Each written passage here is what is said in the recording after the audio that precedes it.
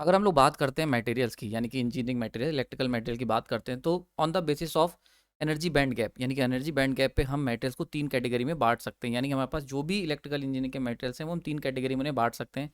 पहला, जिसके अंदर कंडक्शन और वैलेंस बैंड एक दूसरे के ऊपर ओवरलैप कर जाएंगे। दूसरा, जिसके अंदर कंडक्शन बैंड और वैलेंस बैंड के बीच में थोड़ा सा छोटा सा गैप होगा। एंड तीसरा, जिसके अंदर जो कंडक्शन एंड वैलेंस बैंड है इनके अंदर बहुत लार्ज गैप होगा। नाउ ये 3 कैटेगरी के हमारे पास मेटल अवेलेबल हो सकते हैं। पहले कैटेगरी की बात करें तो इनको कहेंगे कंडक्टर, यानी कंडक्टर मतलब ऐसे मेटल जिनके अंदर कोई भी एनर्जी बैंड गैप होगा ही नहीं, यानी कि सारे के सारा जो कंडक्शन बैंड है और वैलेंस बैंड एक दूसरे के ऊपर चिपका हुआ होगा, यानी कि ईजिली जा सकते हो, तो मैं बिल्कुल भी किसी भी तरीके का पैच पास नहीं करना पड़ेगा, किसी भी तरीके का गैप एग्जिस्ट नहीं करता है। सेकंड कैटेगरी अगर हम लोग बात करते हैं तो सेकंड कैटेगरी जो है वो है हमारी सेमीकंडक्टर, यानी कि इनके अंदर गैप तो है पर बहुत छोटा सा गैप है जिसको हम फिल कर सकते हैं with the help of different types of excitation, forward bias और रिवर्स बायस करके हम लोग इस तरीके से हम लोग इनको एडजस्ट कर सकते हैं, यानी कि थोड़ा सा अगर एनर्जाइज करोगे तो ये गैप ईजिली पास कर लेंगे। नाउ तीसरी कैटेगरी बड़ी इंटरेस्टिंग है और जिसके अंदर बहुत लार्ज गैप है। नाउ ये जो है ये कैटेगरी के जो मेटेरियल होते हैं इनको हम लोग कहते हैं इंसुलेटर्स। ठीक है, नाउ इंसुलेटर्स की अगर हम गैप की बात करें, एनर्जी बैंड गैप की, तो 3 ईवी से ज़्यादा होता है। यानी कि अगर मैं लिखना चाहूँ तो यहाँ पे 0 ईवी का गैप है, कोई गैप नहीं है। ठीक है, यहाँ पे लगभग लगभग अप्रॉक्सीमेट 1 ईवी के अप्रॉक्स गैप होता है, यानी कि ये जो गैप होता है दिस इज 1 ईवी के अप्रॉक्स इसका गैप होता है। ना ये जो इंसुलेटर्स होते हैं इनके अंदर ये जो कंडक्शन और वैलेंस बैंड का जो गैप है वो काफ़ी ज़्यादा होता है, ग्रेटर देन 3 ईवी। कुछ आर्टिकल्स मैंने पढ़े उसके अंदर ग्रेटर देन 5 ईवी बताया गया है, कहीं पे ग्रेटर देन 9 ईवी बताया गया है, यानी लेकिन इन सब में कॉमन क्या है, कॉमन है कि ग्रेटर देन 3 ईवी। ठीक है, तो आप बिल्कुल मिनिमम वाला लेके चलो 3 ईवी, यानी कि 3 ईवी से ज़्यादा, ये भी ज़्यादा ये भी ज़्यादा है, तो मैंने यहाँ पे 3 ईवी यूज़ किया है। कुछ बुक्स या आर्टिकल्स अगर आप पढ़ोगे तो वहाँ पे 5 ईवी या 9 ईवी तक दे रखा होगा। ठीक है, तो आई समझ में आ गई। तो ये हो गया एनर्जी गैप। नाउ यहाँ पे ये जो इंसुलेटर्स हैं ये हमारे पॉइंट ऑफ इंटरेस्ट हैं, यानी कि आज जो हम लोग लेक्चर तैयार कर रहे हैं, जो लेक्चर जिस पे बात करेंगे वहाँ पे हम पूरा फोकस रखेंगे अपने इंसुलेटर्स पे। नाउ अगर इंसुलेटर की टाइप्स की बात करें तो इंसुलेटर की एक खास बात ये होती है कि वो करंट को फ्लो नहीं होने देते। ये मतलब एक कह सकते हो अल्टीमेट ट्रूथ है जिसकी वजह से इंसुलेटर जाने जाते हैं और जिनकी वजह से हम इनको इस्तेमाल करते हैं, कि ये सब के सब करंट को अपोज करते हैं, यानी कि इनके अंदर फ्री इलेक्ट्रॉन जैसा नाम का कोई भी चीज़ एग्जिस्ट नहीं करती। ठीक है, लेकिन एक और ऐसी चीज़ है जिसके बेसिस पे हम लोग इंसुलेटर को डिवाइड कर सकते हैं। ठीक है, सारे इंसुलेटर की एक खास बात, बड़े ध्यान से समझना जो पॉइंट समझाना चाह रहा हूँ, सारे इंसुलेटर की एक खास बात ये है कि सबके सब करंट को अपोज करेंगे, लेकिन एक ऐसी चीज़ है, एक ऐसी प्रॉपर्टी इंसुलेटर की जिसके बेसिस पे हम उन्हें डिवाइड भी कर सकते हैं, और वो प्रॉपर्टी है पोलराइजेशन की। यानी कि दो तरीके के इंसुलेटर दुनिया में एग्जिस्ट करते हैं, एक जिन्हें हम पोलराइज कर सकते हैं और एक जिन्हें नहीं पोलराइज कर सकते, कांट बी पोलराइज। नाउ इसको समझ लेते हैं पोलराइजेशन का क्या मतलब हुआ। तो मान के चलते मेरे पास इंसुलेटर का एक एटम है जिसके अंदर सेंटर पे पॉजिटिव चार्ज यानी कि न्यूक्लियस है और चारों तरफ इवनली नेगेटिव चार्ज का क्लाउड है। Now this is what we called negative charge का क्लाउड, नेगेटिव चार्ज क्लाउड। ठीक है, क्योंकि भाई देखो अगर हम बात करते हैं थ्योरीज की, जैसे कि फॉर एग्जांपल फिजिक्स में आपने पढ़ा होगा, तो बोर की एक थ्योरी थी। बोर्स में उन्होंने बताया था प्लेनेटोरियम थ्योरी टाइप की, यानी कि बीच में हमारा न्यूक्लियस होगा, प्लेनेट की तरह इलेक्ट्रॉन जो होंगे इस तरीके से रिवॉल्व कर रहे हैं। पर क्लासिकल थ्योरी जो एसपीडीएफ, याद होगा एसपीडीएफ, बहुत ज़्यादा डिटेल में नहीं जाऊँगा, ये थ्योरीज जो है ये कहती हैं कि इलेक्ट्रॉन जो है वो प्रोबेबिलिटी के ऊपर काम करता है, तो क्लाउड के रूप में हम लोग देखते हैं। यानी कि हम बात करते हैं इलेक्ट्रॉन क्लाउड की, यानी कि इस स्पेस के अंदर इलेक्ट्रॉन मौजूद हो सकता है, कहीं भी हो सकता है, क्वांटम थ्योरी आ जाती है पिक्चर में। ठीक है, खैर वो एक अलग बात है। तो हम लोग यहाँ पे इतना सिंपल सा लेके चलते हैं कि बीच में हमारा न्यूक्लियस है और चारों तरफ this is what we called electron cloud. तो इलेक्ट्रॉन का ये क्लाउड है, यानी कि इलेक्ट्रॉन यहाँ पे कहीं भी हो सकता है। तो दिस ये इवनली डिस्ट्रीब्यूटेड है, तो हम कह सकते हैं यहाँ पे कोई दिक्कत नहीं है ना। जैसे ही मैं एक इलेक्ट्रिक फील्ड ई लगाऊंगा, इलेक्ट्रिक फील्ड ई लगाने पे अगर ये पॉजिटिव और नेगेटिव चार्ज जो है वो थोड़ा सा सेपरेट हो जाते हैं कुछ इस तरीके से, तो this is what we called polarization. आयु समझ में आ रहा होगा पोलराइजेशन क्या होता है, इसके ऊपर लेक्चर्स ऑलरेडी बना चुका हूँ, जाके देख सकते हो प्लेलिस्ट में। यहाँ बस जस्ट आपको एक समझाने की कोशिश चल रही है, एक प्लॉट तैयार कर रहा हूँ मैं मूवी का। ठीक है, तो this is what we call polarization. Important चीज ये है कि ये जो इलेक्ट्रॉन्स हैं ये जस्ट क्या हुआ, ये जस्ट क्या हुए हैं, कह सकते हो सेपरेट हुए हैं, या सॉरी डिस्प्लेस हुए हैं, separate is a wrong word, displace हुए हैं, बड़ा इंपॉर्टेंट वर्ड है।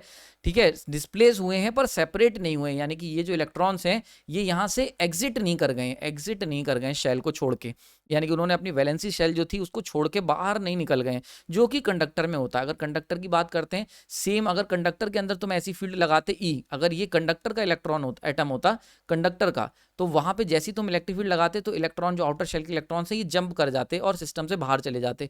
ये होता है फ्री इलेक्ट्रॉन्स जो कि कंडक्टर में पाए जाते हैं, लेकिन इंसुलेटर के अंदर ऐसा कुछ नहीं होता, इलेक्ट्रॉन बाहर नहीं जा सकता। पर कुछ ऐसे इंसुलेटर्स होते हैं जिनके अंदर हमें displacement, this is what we called displacement, तो हमें डिस्प्लेसमेंट देखने को मिल जाती है। और ये जो डिस्प्लेसमेंट होती है पॉजिटिव और नेगेटिव चार्ज की, this is what we called polarization, ठीक है। और ये polarization in the presence of electric field होता है एक्सटर्नली अप्लाइड, ठीक।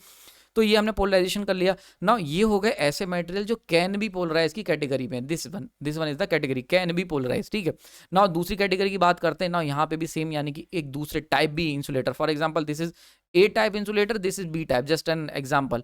तो बी टाइप का इंसुलेटर ले लिया तुमने। अब इसके अंदर क्या कर रहे हो भाई, इसके अंदर हमने ये आइटम लिया, सेम जैसे हम इसके अंदर एक इलेक्ट्रिक फील्ड ई अप्लाई करेंगे, ये इलेक्ट्रिक फील्ड अप्लाई करने पे कुछ भी नहीं होगा, यानी किसी भी तरीके का तुम्हें चार्ज डिस्प्लेसमेंट देखने को नहीं मिलेगा।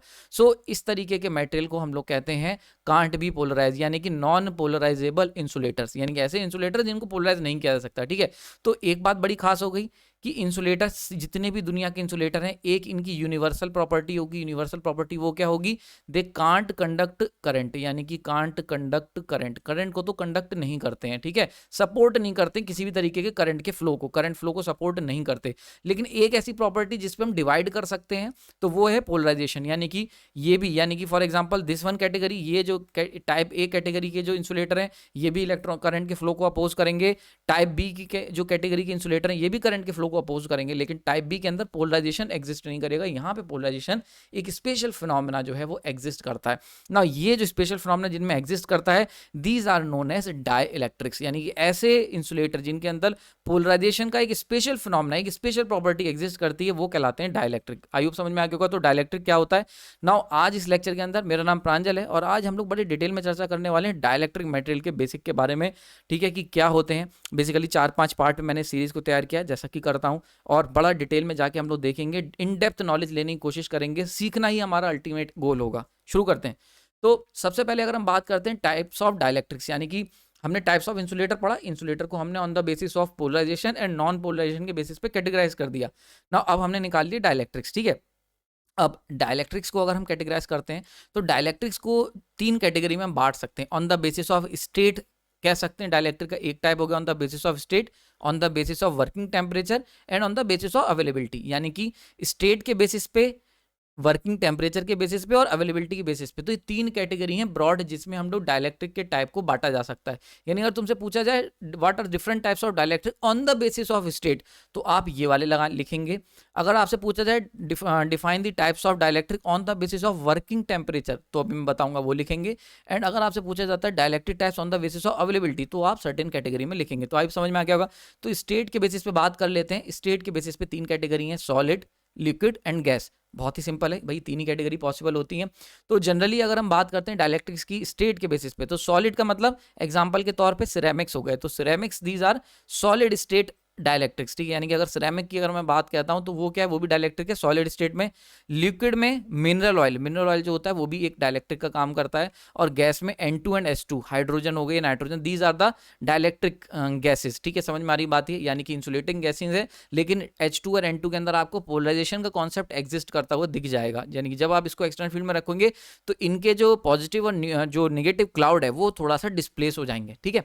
Now on the basis of working temperature अगर हम बात करते हैं, तो एक बड़ी सी कैटेगरी है। वो कैटेगरी ये है class Y, class A, class E, B, F, H, C.